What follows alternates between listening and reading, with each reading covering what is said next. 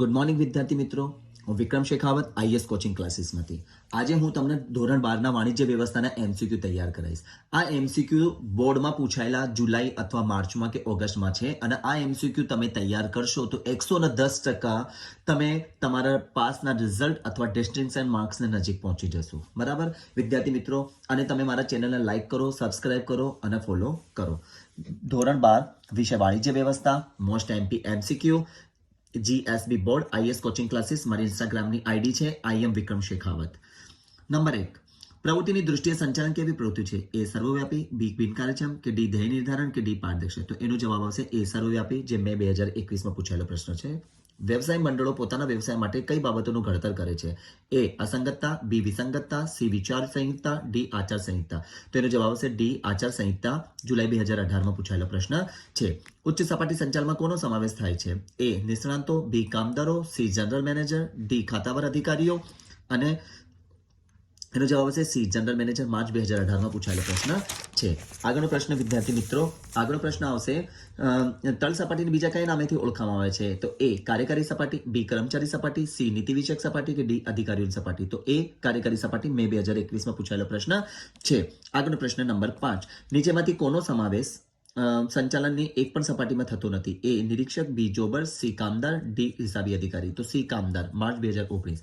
આયોજન એ ધંધાકીય સાહસનું મગજ છે. તો વ્યવસ્થા તંત્ર શું છે? એ હૃદય, બી હાથ પગ, સી શારીરિક માળખું, ડી રક્ત શારીરિક માળખું? એનો સાચો જવાબ આવશે માર્ચ 2020, ઓગસ્ટ 2020. નીચે પૈકી કઈ એકમનો માનવ સંસાધન સંચાલનમાં સમાવેશ થતો નથી? એ સમારકામ અને જાળવણી, બી તાલીમ અને વિકાસ, સી ભરતી અને બદલી અને ડી ભરતી અને પસંદગી? એનો જવાબ છે એ સમારકામ અને જાળવણી. જુલાઈ 2019માં પૂછાયેલો પ્રશ્ન છે.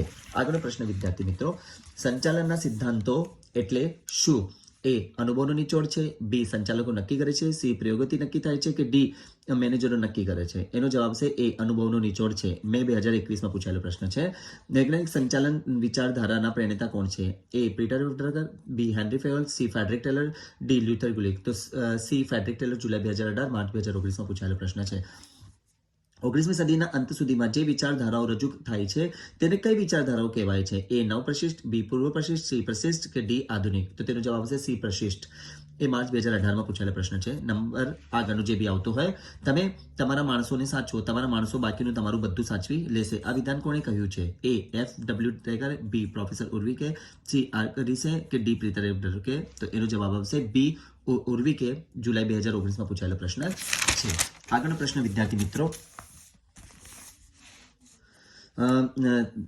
ધ્યેયલક્ષી સંચાલનના સિદ્ધાંતોના પ્રેરણા કોણ છે? A Peter Drucker, B Frederick Taylor, C henry ફેવન કે ડી મેક્સ વેબર? એનો જવાબ છે એ પીટર ડ્રગર. માર્ચ 2020માં પૂછાયેલો પ્રશ્ન છે. જો કર્મચારીઓને તેમની કાર્યક્ષમતાનો યોગ્ય બદલો ન મળે તો તે શામાં વધારો થાય છે? એ મજૂર ફેરબદલી, બી મજૂર બઢતી, સી મજૂર ગેરહાજરી, ડી મજૂર અપકર્ષ? તો એ મજૂર ફેરબદલી. ઓગસ્ટ 2020માં પૂછાયેલો પ્રશ્ન છે. સંચાલનનું પ્રથમ કાર્ય જણાવો. એ વ્યવસ્થાતંત્ર, બી આયોજન, સી દોરવણી અને ડી અંકુશ? તો બી આયોજન. જુલાઈ 2019માં પૂછાયેલો પ્રશ્ન છે. આયોજનનું કાર્ય એટલે શું? એ રોજબરોજનું કાર્ય, બી નિશ્ચિત કાર્ય, સી પસંદગીનું કાર્ય, ડી મુશ્કેલ કાર્ય? તો સી પસંદગી કાર્ય. મે 2021માં પૂછાયેલો પ્રશ્ન છે. સફળ આયોજન માટેની પૂર્વ શરત કઈ છે? એ સમયની લાંબી મુદત, બી સમયની ઓછી મુદત, સી વ્યવસ્થાતંત્ર, ડી પરિવર્તનશીલતા? તો ડી પરિવર્તનશીલતા. માર્ચ 2019, મે 2021માં પૂછાયેલો પ્રશ્ન છે. આયોજનની પ્રક્રિયાનો અંતિમ તબક્કો કયો છે? યોજનાનું મૂલ્યાંકન કરવું, બી ચોક્કસ યોજના સ્વીકારવી, સી યોજનાની ચકાસણી કરવી, ડી વિકલ્પોની વિચારણા કરવી? તો એ યોજનાનું મૂલ્યાંકન કરવું. માર્ચ 2018માં પૂછાયેલો પ્રશ્ન છે. એકમનું જીવન ધ્યેય નક્કી કરતી યોજના કઈ છે? એ વ્યૂહાત્મક યોજના, બી કાયમી યોજના, સી એક ઉપયોગી યોજના, ડી સુનિયોજિત યોજના? તો એનો જવાબ છે એ વ્યૂહાત્મક યોજના. જુલાઈ 2018, માર્ચ 2020 અને ઓગસ્ટ 2020માં પૂછાયેલો પ્રશ્ન છે. કાર્યની વિભાગીકરણને કારણે નીચેનામાંથી શું શક્ય બને છે? એ વિશેષીકરણ, બી આયોજન, સી સંકલન કે ડી દોરવણી? તો એનો જવાબ આવશે વિશિષ્ટીકરણ. માર્ચ 2020માં પૂછાયેલો પ્રશ્ન છે. આગળનો પ્રશ્ન, આગળનો પ્રશ્ન વિદ્યાર્થી મિત્રો, નીચેનામાંથી કયા વ્યવસ્થાતંત્રનો જે વિભાગ જે છે તે કરતા કાર્યને વધુ મહત્વ આપવામાં આવે છે? એ રેખિક, બી કાર્યાનુસાર, સી અવૈધિક અને ડી શ્રેણિક? તો તેનો જવાબ હશે બી કાર્યાનુસાર. મે 2021માં પૂછાયેલો પ્રશ્ન છે. માનવ સંસાધનોના આધારે કુદરતી રીતે ચાલુ માનવ સંસાધનોનું જાળું કયા નામે ઓળખાય છે? એ અવૈધિક વ્યવસ્થાતંત્ર, રેખિક વ્યવસ્થાતંત્ર, સી વૈદિક વ્યવસ્થાતંત્ર કે ડી શ્રેણિક વ્યવસ્થાતંત્ર? તેનો જવાબ હશે એ અવૈધિક વ્યવસ્થાતંત્ર. માર્ચ 2019માં પૂછાયેલો પ્રશ્ન છે. પ્રોજેક્ટ માળખું અને સામાન્ય માળખામાં સંયોજનથી રચાતા વ્યવસ્થાતંત્ર શું કહે છે? એ શ્રેણિક વ્યવસ્થાતંત્ર, બી કાર્યાનુસાર વ્યવસ્થાતંત્ર, સી રેખિક વ્યવસ્થાતંત્ર કે ડી વૈદિક વ્યવસ્થાતંત્ર. તો એ શ્રેણિક વ્યવસ્થાતંત્ર તેનો સાચો જવાબ છે. માર્ચ 2019માં પૂછાયેલો પ્રશ્ન છે. નીચેમાંથી શું અપનાવવાથી ભાવિ સંચાલકો તૈયાર કરી શકાય છે? એ શ્રમ વિભાજન, બી કેન્દ્રીકરણ, સી કેન્દ્રીકરણ અને ડી વિમુખીકરણ. તેનો જવાબ આવશે બી વિકેન્દ્રીકરણ. આગળનો પ્રશ્ન, આ પ્રશ્ન જુલાઈ 2018માં પૂછાયેલો છે.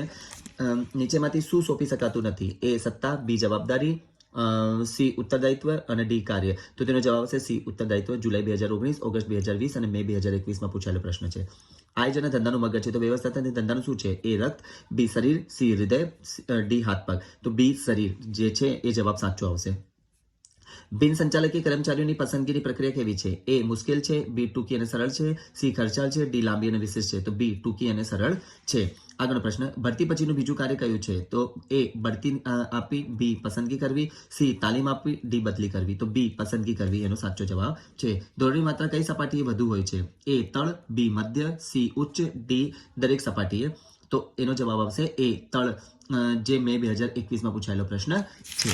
આગળનો પ્રશ્ન, અબ્રાહમ માસ્લોએ જે જરૂરિયાતો જે છે તેનો અગ્રતાનો ક્રમનો સિદ્ધાંત કઈ સાલમાં રજૂ કર્યો હતો? એ 1917, બી 1932, સી 1943 કે ડી 1953. તેનો જવાબ આવશે સી 1943. અંકુશ એક એવી પ્રક્રિયા નથી. તે અંકુશ કેવી પ્રક્રિયા નથી? સતત, આંતરિક, સી જડ કે ગતિશીલ. તો એનો જવાબ આવશે સી જડ. મે 2021માં પૂછાયેલો પ્રશ્ન છે. અંકુશનું કાર્ય કઈ સપાટીએ થાય છે? એ દરેક સપાટીએ, બી ઉચ્ચ સપાટીએ, સી મધ્યમ સપાટીએ, ડી તળ સપાટીએ. તો એ દરેક સપાટી થાય છે. જુલાઈ 2019માં પૂછાયેલો પ્રશ્ન છે. સંચાલનનું કયું કાર્ય અંકુશને જન્મદાતા તરીકે ઓળખાય છે? એ આયોજન, બી વ્યવસ્થાતંત્ર, સી કર્મચારી વ્યવસ્થા, ડી દોરવણી. તો એ આયોજન. જુલાઈ 2018, માર્ચ 2019, માર્ચ 2020માં પૂછાયેલો પ્રશ્ન છે. અંકુશ પ્રક્રિયાનો પ્રથમ તબક્કો કયો છે? એ કામગીરીનું માપન, બી ગતિશીલ, સી સુધારાલક્ષી પગલાં, ડી ધોરણોની સ્થાપના. તો ડી ધોરણોની સ્થાપના ઓગસ્ટ 2020માં પૂછાયેલો પ્રશ્ન છે. આગળનો પ્રશ્ન, અંકુશ એક એવી પ્રક્રિયા છે? એ આંતરિક, બી જળ, સી ગતિશીલ કે ડી સતત. તો એનો જવાબ છે એ આંતરિક, સી ગતિશીલ અને ડી સતત. વિદ્યાર્થી મિત્રો, પહેલો જે એમસીક્યુ છે જેનો જવાબ 3 આવે છે. માર્ચ 2018માં પૂછાયેલો પ્રશ્ન છે. Most MP.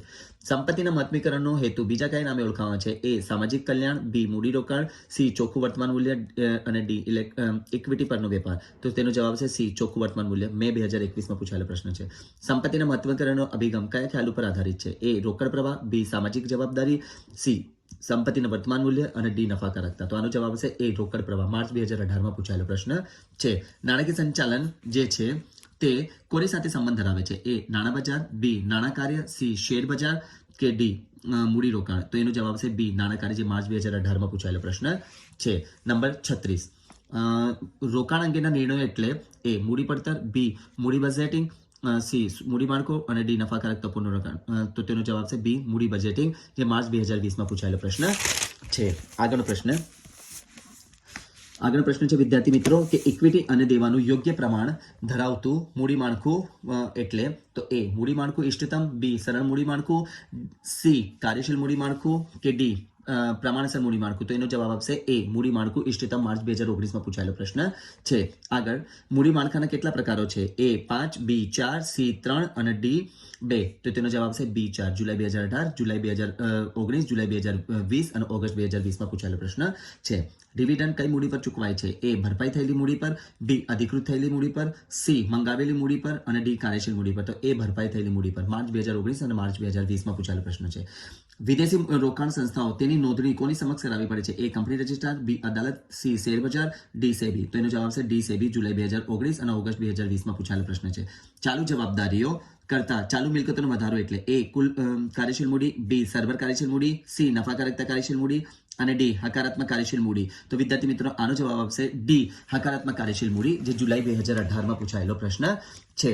Number 42, treasury bill Bharat સરકાર વતી કોણ બહાર પાડે છે? A State Bank of India, B RBI, C Central Bank of India, D નાણાકીય સંસ્થાઓ. તો એનો જવાબ આવશે B Reserve Bank of India. માર્ચ 2019, જુલાઈ 2019માં પૂછાયેલો પ્રશ્ન છે. આગળનો પ્રશ્ન, ડિપોઝિટરી ધારો કયા વર્ષમાં અમલમાં આવે? 1996, 1995, 1994 કે 1993? એનો જવાબ આવશે એ 1996. એ 1996, બી 1995, સી 1994 અને ડી 1993. તો આનો જવાબ આવશે એ 1996. માર્ચ 2018, જુલાઈ 2018 અને મે 2021માં પૂછાયેલો પ્રશ્ન છે. નંબર 44, જામીનગીરીઓના ખરીદ વેચાણમાં કેટલા પ્રકારનો ઓર્ડર હોય છે? A 2, B 3, C 4 અને D 5. તેનો જવાબ આવશે A 2, જે માર્ચ 2020 ઓગસ્ટ 2020માં પૂછાયેલો પ્રશ્ન છે. બજાર સંચાલનમાં બજાર મિશ્ર એટલે શું? A પેદાશ, કિંમત, અભિવૃદ્ધિ અને વિતરણ. માર્ચ 2020માં પૂછાયેલો પ્રશ્ન છે. આગળ વિદ્યાર્થી મિત્રો જુઓ,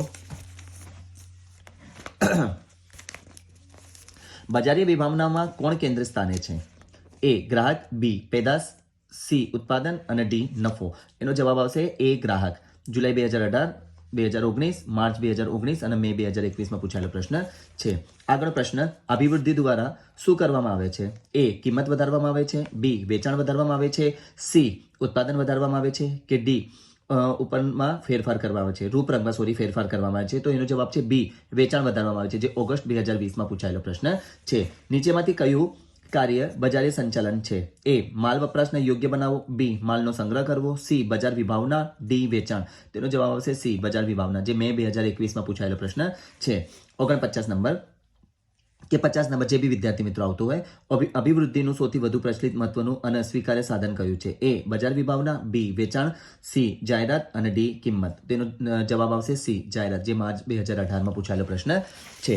આગળનો પ્રશ્ન, જાહેર હિતની અરજી કઈ કોર્ટમાં કરવામાં આવે છે?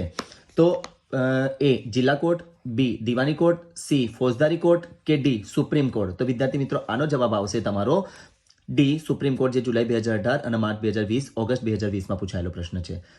આંતરરાષ્ટ્રીય કક્ષાએ દર વર્ષે કયા દિવસને ગ્રાહક અધિકાર દિવસ તરીકે ઉજવવામાં આવે છે? 15મી જૈન, 15મી માર્ચ, 15મી ઓગસ્ટ અને 15મી ડિસેમ્બર. તો આનો જવાબ આવશે B 15મી માર્ચ, જે માર્ચ 2018માં પૂછાયેલો પ્રશ્ન છે. ગ્રાહક સુરક્ષા નો કાયદો કયા વર્ષમાં પસાર કરવામાં આવ્યો હતો?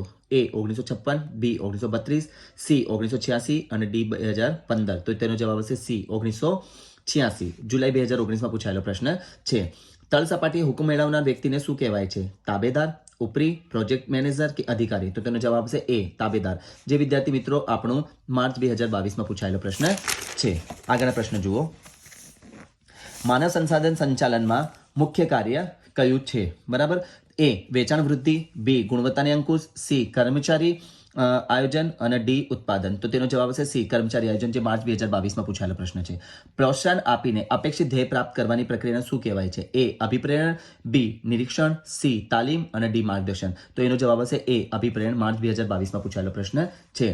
તળ સપાટી સંચાલનથી અહેવાલ સ્વરૂપે ઉચ્ચ સપાટી સંચાલન સુધી માહિતી મોકલવાની પ્રક્રિયા એટલે શું?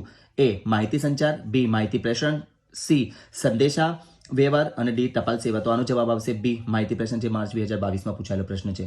વિદ્યાર્થી મિત્રો, આ બધા બોર્ડમાં પૂછાયેલા પ્રશ્નો MCQs જે મેં તમને માર્ચમાં હોય, જુલાઈમાં હોય કે ઓગસ્ટમાં હોય, મેં તમને તૈયાર કરાયા છે. આટલા વિદ્યાર્થી મિત્રો તમે તૈયાર કરશો તો તમારા 110% પૂરેપૂરા માર્ક્સ મળી જશે.